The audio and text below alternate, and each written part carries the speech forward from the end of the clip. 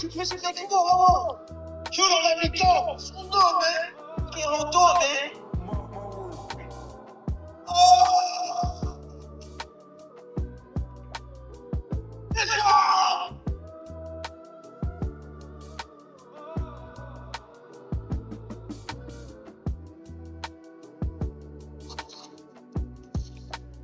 Wow. Gonna choose now.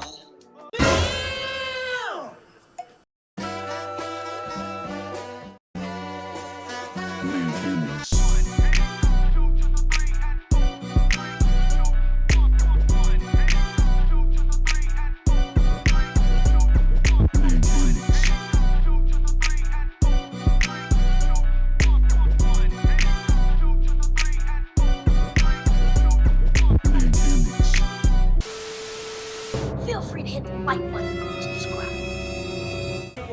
Shout out to Man Mechanics, huge mental health podcast. Go check it out. What's up? This is the Professor. Be sure to subscribe to Man Mechanics. Let's go. Man, oh man, oh man. Mechanics, that is. Welcome to Man Mechanics, men's mental health and mental fitness one-stop shop. I am your host with the flows, Coach Ya, here to coach ya the culture. Come closer. On today's show, we're going to talk about involuntary influences and how media and the likes use it to manipulate the masses. So let's jump into it. What is involuntary influence, you may ask? It is when someone's thoughts, opinions, and behaviors are influenced by someone else without their conscious awareness or intentional decision. Hollywood is here to do three things. They're telling you what your masters have already done in the past, what your masters of the earth are doing right now, and what they're getting ready to do. We get a lot of our ideas about magic from the ancient Druids. They were very magical and knew things about the universe that we don't know. And so one of the most important symbols of power in the old ancient Druidic system was a magic wand, like Merlin the magician with his magic wand, and the orchestra conductors. It's made out of the wood of a holly tree. It's made out of Hollywood. That's where we get the term Hollywood, because magic wands were always made out of the wood of a holly. That's why today we have a place called Hollywood in which we talk about the magic of Hollywood. No, it is magic. You better go back and do some homework and find out what's really going on in Hollywood. I think that's tied in and controlled by those people, obviously. I'm totally convinced that Hollywood is a tool. So do you think they use stuff like movies about aliens and things to ease people to kind of get used to that? Is that sort of a Bet on it. If you think about it, Hollywood is the internet before internet, because that's how they influence. Media and the likes of movies and music have allegedly used involuntary influences on the minds of the masses in order to desensitize and dumb down our minds to morally accept the sexual exploitation of teen boys by putting subtle, suggestive, and sexually inappropriate language and images in music and television and movies. A prime example is the movie Juice.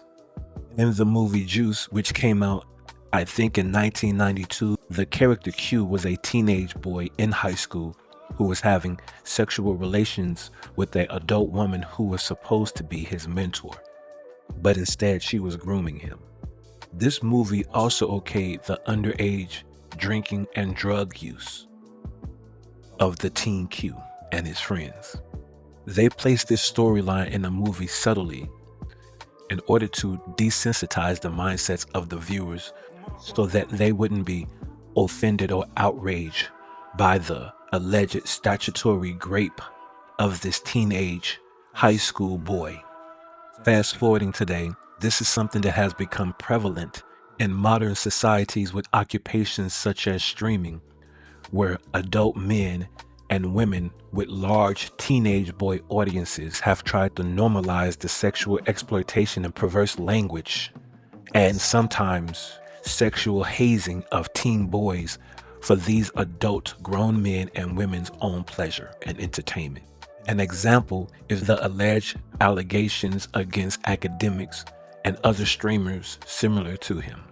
You don't clean it, it builds up and it keeps building. And all of a sudden you have mold everywhere. That is academics. That's what he represents. Diddy Dimick somehow keeps skating past these shady situations without a single consequence on his platforms. I mean, this man has been accused of, and you would think that alone would be enough for someone to tread lightly and stay away from the weirdo behavior. Nah, not Groomingston Allen. His real name is Livingston, but I think Groomingston fits him better. This dude was caught in 4K, saying some of the most disturbing things imaginable to an underage boy. What the fuck is this nigga talking about? No, yo. Suppose he's like, yo, bro, listen, yo, you always wanted me to be next to you. Now I could be inside of you. Pause. Yeah.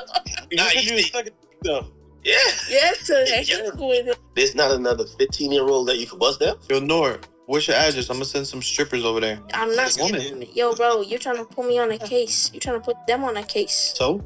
What you mean, so? That's weird. You know all the rappers lost their virginity to like old women, right? Yeah, that's not normal. That's weird. You're a weirdo. It wasn't even funny. It was stupid. It's a damn shame when the 15-year-old had more sense than these bozos. While this behavior started off subtly in movies, it has now ran rampant and is out in the open and unapologetic in a lot of cases.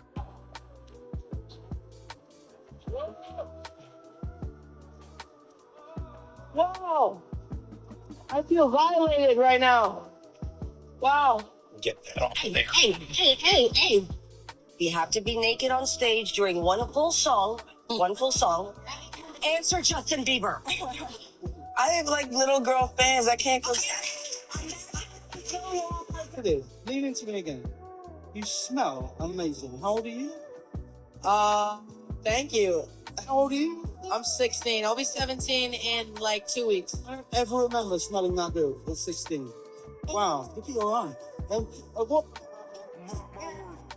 So look at him. Look at what a beautiful face. All right. It was Katy Perry who apparently wanted to know what a Bieber butt felt like. Squeeze your face. No. Squeeze your face.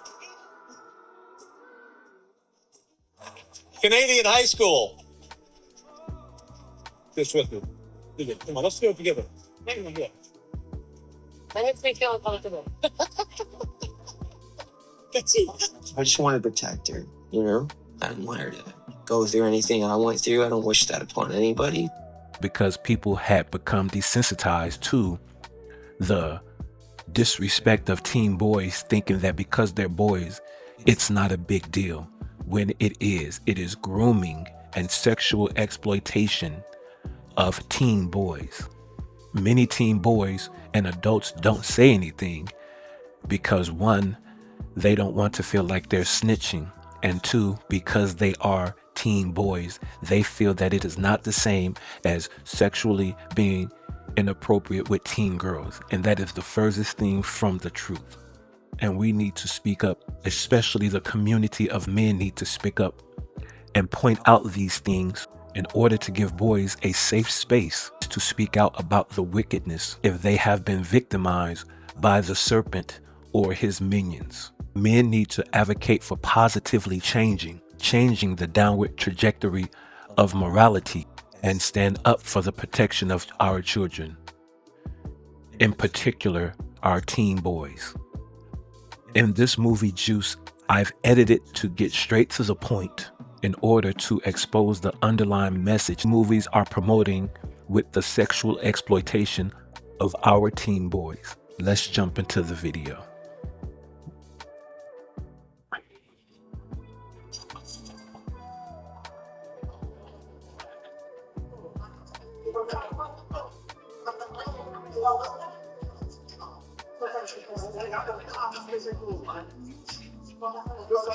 You be out to a good class or something like that? Excuse me, speak up, I can't hear you, boy. What'd you say? Okay, great. Remember the... What the hell you laughing at? That chain snatcher? Who is this kid? What is he doing? Oh, please, Frank, don't you think it's a little bit talk after my husband now? Look, I just think it's still his children shit a little bit too far, that's all. Bye.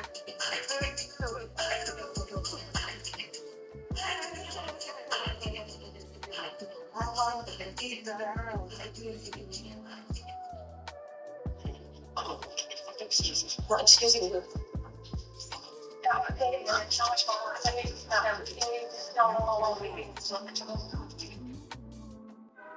So in this movie, I cut and edited in order to cut to the chase.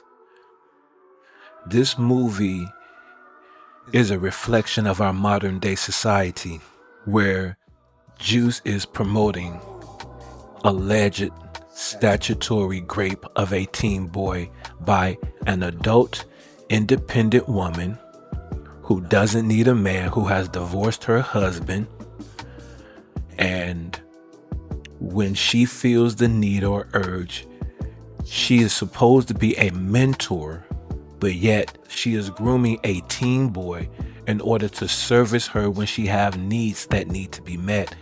And then when he stands up and requires submission from her, then she throws him away and shows him a lack of respect. You want your mouth in my house, buddy.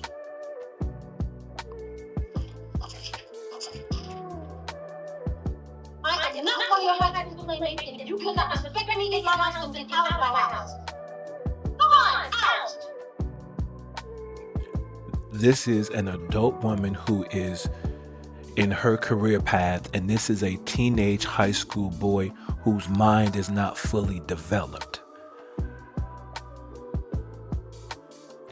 And look how she just throws him out or throws him away with a lack of respect or lack of regard for his emotion. And this boy whose mind and his brain is not fully developed, in return, because he has this movie has it to where the male mentors are butting heads with the teenager, and it's the female mentor who's supposed to be supporting him, but she's exploiting him. And then when he does need somebody to talk to about his emotions in situations like this where she's causing the trauma to him, then he has no one. And then what does he do? He go out into the streets, and then other teenage and other boys who look like him are now looked at as his enemy. And now he wants to take his anger and frustration out on the people who are in the close proximity to him that look the most like him.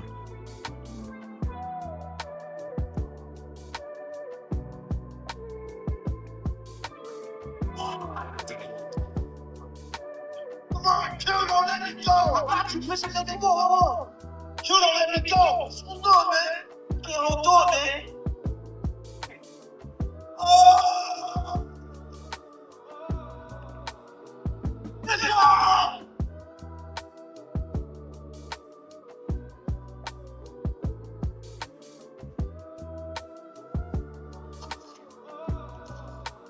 Yo.